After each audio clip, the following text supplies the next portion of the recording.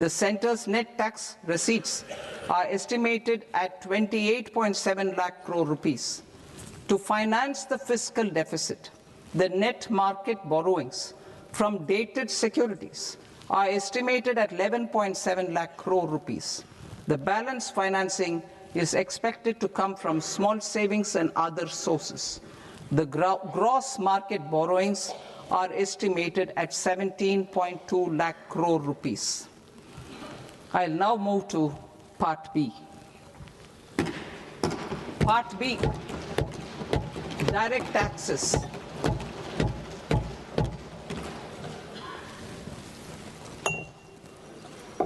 Honorable Speaker, sir, I now present my proposals on direct taxes.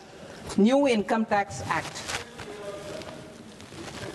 In July 2024, I announced a comprehensive review of the Income Tax Act 1961.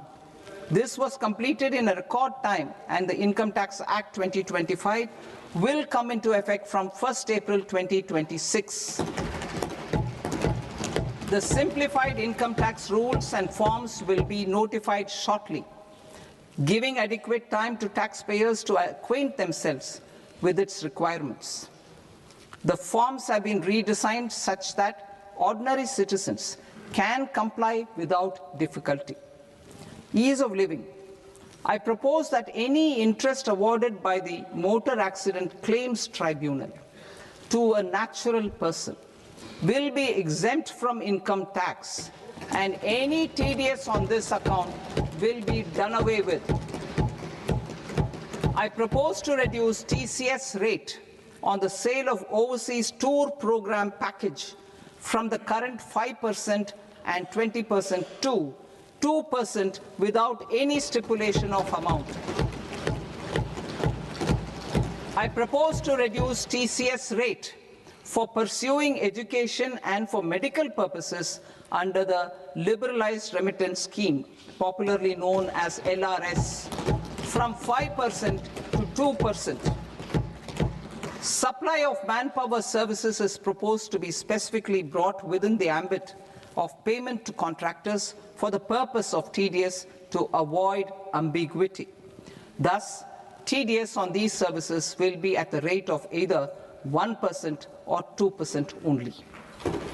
I propose a scheme for small taxpayers, wherein a rule-based automated process will enable obtaining a lower or nil deduction certificate instead of filing an application with the assessing officer. For the ease of taxpayer holding securities in multiple companies, I propose to enable depositories to accept Form 15G or Form 15H from the investor and provide it directly to various relevant companies. I propose to extend time available for revising returns from 31st December to up to 31st March with the payment of a nominal fee. I also propose to stagger the timeline for filing of tax returns. Individuals with ITR 1 and ITR 2 returns will continue to file till 31st July, and non-audit business cases or trusts are proposed to be allowed time till 31st August. TDS on sale of immovable property by a non-resident is proposed to be deducted and deposited through resident buyers and his or her PAN-based challan instead of requiring a TAN, which is a temporary accounting number. To address practical issues of small taxpayers like students, young professionals, tech employees, relocated NRIs, and such others, I propose to introduce a one-time 6-month foreign asset disclosure scheme for these taxpayers to disclose income or assets below a certain size.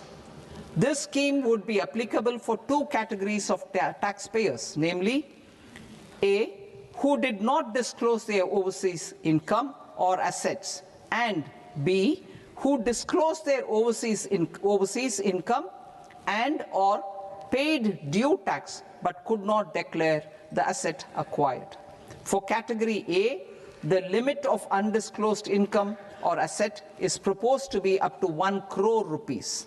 They need to pay 30% of fair market value of asset or 30% of undisclosed income as tax and 30% as additional income tax in lieu of penalty and would thereby get immunity from prosecution. For category B, asset value is proposed to be up to 5 crore rupees. Here, immunity from both penalty and prosecution will be available with a payment of fee of 1 lakh rupees. Rationalizing penalty and prosecution. Multiplicity of proceedings are hindrance to the ease of doing business. I propose to integrate assessment and penalty proceedings by way of a common order for both. There will be no interest liability on the taxpayer on the penalty amount for the period of appeal before the first appellate authority, irrespective of the outcome of appeal process. Further, quantum of prepayment is being reduced from 20% to 10% and will continue to be calculated only on core tax demand. As an additional measure for reducing litigation, I propose to allow taxpayers to update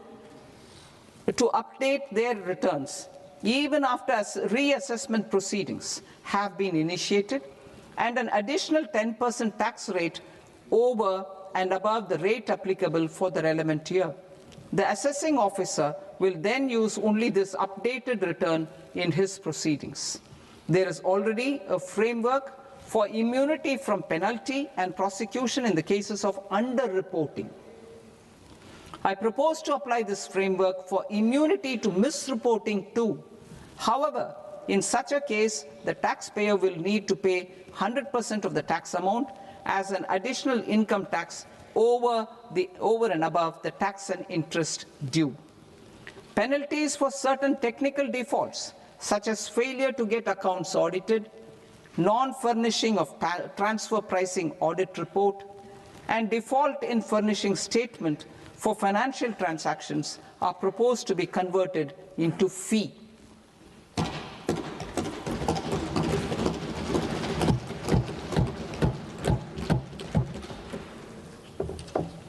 I propose to rationalize prosecution framework under Income Tax Act while maintaining a careful balance for deterrence in some serious offence.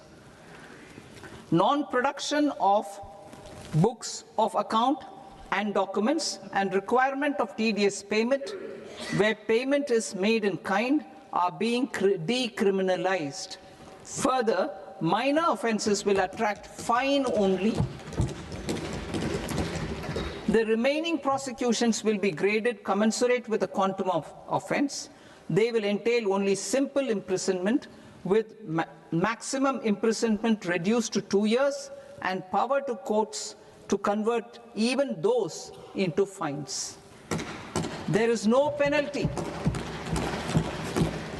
There is no penalty presently for non-disclosure of non-immovable foreign assets with aggregate value less than 20 lakh rupees. I propose to also provide them with immunity from prosecution with retrospective effect from 1/10/2024.